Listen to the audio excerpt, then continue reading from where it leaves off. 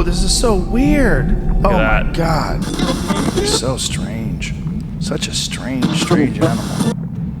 Well, the ocean is so bizarre in and of itself. There's just so many weird creatures in the ocean. It's such an alien environment to us as Drift. Massive explosives and even bigger sea creatures lurking in the depths. Possibly some intelligent life down there they might have found. Creepy stuff in the deep sea. It's vast. Most of it's unexplored. So We're gonna share it with you here today. So yes, we're gonna be talking about some of the reasons NASA may not want to be down there. starting us off today, we have, of course, aliens. Now, before you click away, let me explain. Our world was formed over the course of billions of years, during which time countless comets and asteroids continuously collided with our planet. Scientists at NASA believe that it is these comets that brought water to planet Earth and filled our oceans. Why do they think this? Well, because of chemical markers found in our oceans. The isotopic levels of our ocean water are incredibly similar to some of the oldest meteorites in the solar system, which would be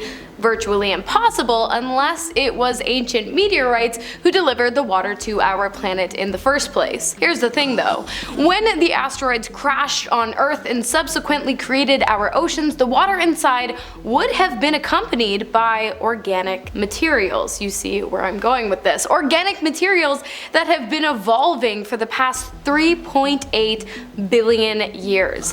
While it is quite possible that humans are a result of this biological material, it's also possible that we're not the only result. And considering only 5% of our oceans have been explored, I'd say it's pretty possible and maybe even probable that some kind of other unfathomable creature lurks below the depths of the deep seas. Not only that, but each time a new asteroid hits our oceans, I feel like it brings forward a whole new possibility of evolutionary life. What's the scariest, most mind-boggling thing in space? Well, to my knowledge, it would have to be black holes. Now, luckily, all of them are way too far away to pose any real threat to us here on Earth, or even for astronauts out in space for that matter, but the deep sea has its own kind of version of black holes. Eddies, and they are not too far away to pose significant threats. Eddies are basically circular currents, sort of like a whirlpool, that form within the larger ocean currents. Eddies can be small or big, and when I say big, I mean some of them can actually be seen from space, which is pretty scary. Now, there's not as much mystery surrounding eddies as there is with actual black holes, of course. It's pretty obvious where you'd end up if you were dragged into one of these things, but arguably it would be scarier as well, because with a black hole, it's like, well, who knows really what's in there? Could be good. Probably not, but there's a possibility. With eddies, I mean, you just drown.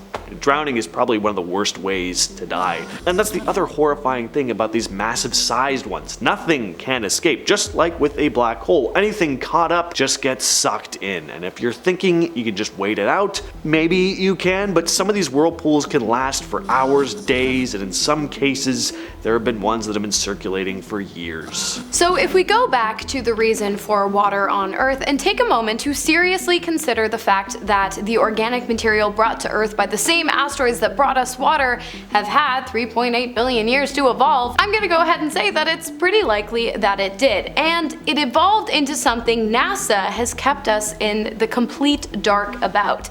There have been rumors going around that during the 2022 Orpheus expedition, in which a NASA submersible traveled down into the uncharted depths of our oceans, they found something that they don't want us to know about. I mean, makes sense. It's not like this would be the first time that NASA has tried to keep something from the public.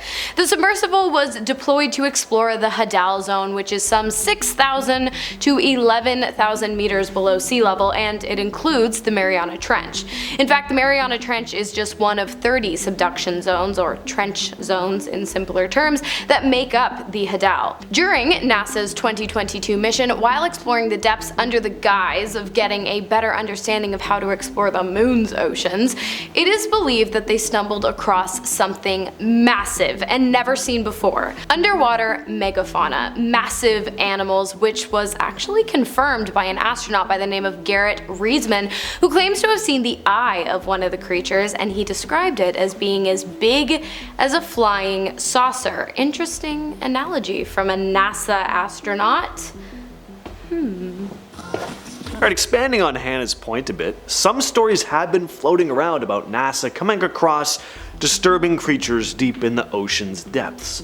NASA is taken to exploring some of the deepest waters on Earth, the idea being that if they can learn more about the deep sea right here at home, they'll have a better understanding of what could be in deep sea environments on other planets. They also get a chance to test equipment in a similar environment to space. Now, NASA hasn't come out and said this on their own, but there have been some anonymous whistleblowers posting about experiences they've had on dives, with stories about running into dangerous creatures while on these deep sea explorations, intelligent creatures resembling humanoid cephalopods who seem to intentionally sabotage equipment. Now, are these stories real, or are they just some internet fun? Well, about 80% of the ocean is unexplored, and seeing as it takes up about 70% of the planet overall, hey, I could see there being something down there other than dumb fish. At our halfway point today, we have an underwater volcano threatening to split the Earth open. Light stuff, While generally underwater volcanoes provide hydrogen, sulfide, and other minerals to deep sea life, allowing thriving ecosystems to form at unforgivable depths, one volcano in particular, located just off of the coast of Tonga, seems to be kind of doing the opposite. On January 15th of 2022, big year, the volcano exploded with a force equal to 15 million tons of TNT. The eruption was among the most powerful ever recorded, and it sent water vapor 83 miles up into the stratosphere, causing temporary rises to temperatures in the surrounding area. Not only that, but the eruption reshaped the sea floor. The rim around the volcano had been replaced by a cavern that travels down 850 meters into the Earth's crust. Hopefully it doesn't get any deeper, because if it does, kind of like your ex, we're gonna have some serious issues. There's some pretty intriguing stories about possible alien bases underwater as well. Take the Solomon Islands, for example. There have been stories for hundreds of years about strange objects hovering above the islands and then descending down into the waters below. Locals on these islands also have stories about terrifying creatures stalking the forests, coming out of intricate cave systems underground, and this is just one example. There are said to be alien bases deep under the Alaska ice. Strange UFO-type objects have been spotted maneuvering through waters across the globe. We have a whole video on it. Top 10 mysterious UFOs discovered underwater. Check it out. So perhaps NASA already knows about alien life that's taken up residency here on Earth. Maybe the deep sea is their domain. I ain't saying this is what I believe. By the way, I'm just throwing some ideas at you. Next on our list, we have NASA's discovery of a city of lights found in the middle of the ocean, in an area with no land or electricity. In 2012, a map of the Earth at night was published by the Earth Observatory in collaboration with NASA and the National Oceanic and Atmospheric Administration. Everything seemed relatively normal except for one area off the coast of Argentina. You guessed it, a city of lights was shown on the map in a shape that almost resembles an arrowhead, or maybe like the Eiffel Tower. Anyways, it was weird, especially considering the fact that in the area in which the lights are shown, like I said, there's no land. I am repeating myself a lot today.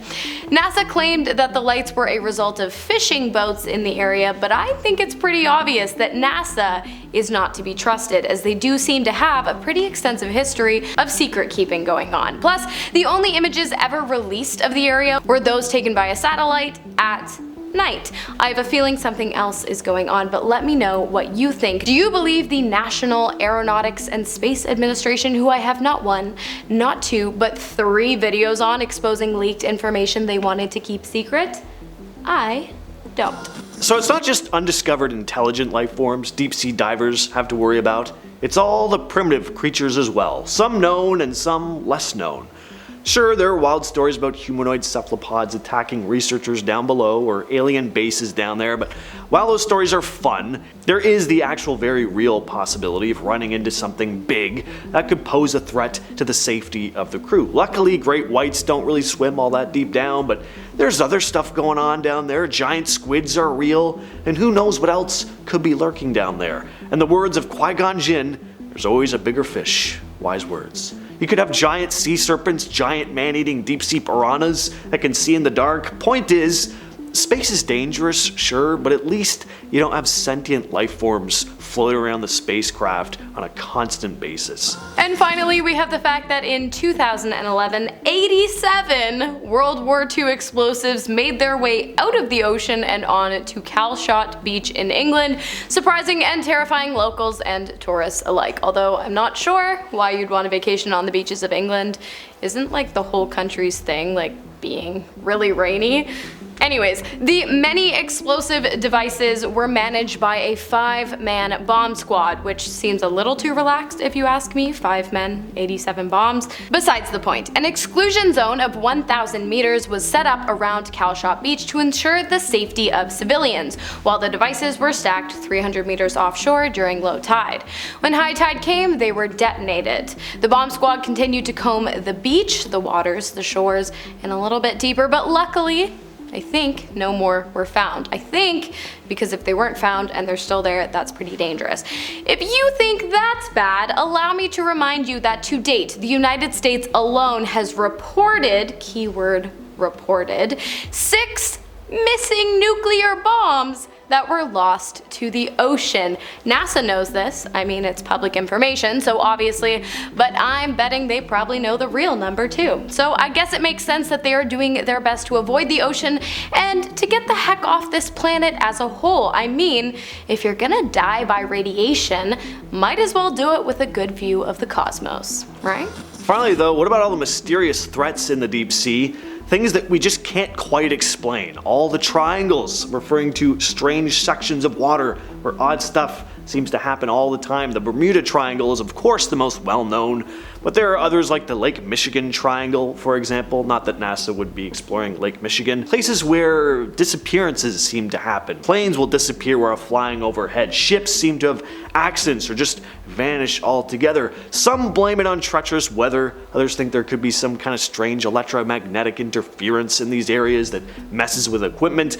These are just theories, of course, but there are so many mysterious incidents in the Bermuda Triangle alone. The disappearance of Flight 19 in 1945, the disappearances of the USS Cyclops in 1918. In 1948, Flight DC-3 went missing, never to be seen again. The Witchcraft vessel in 1967. The list goes on and on. The ocean is vast, mysterious, and dangerous. Most of it is still unexplored, yes, and it's not hard to see why.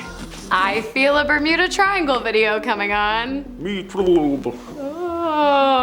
was gonna do that voice for the entire intro and I just can't muster it. I'm sorry, folks. What's the creepiest thing you've seen in the water that makes you want to go nope and get the heck out of there? Let us know in the comments. I've been your host, Hannah Thompson. And I've been your other host, James. Bye. Catch you next time.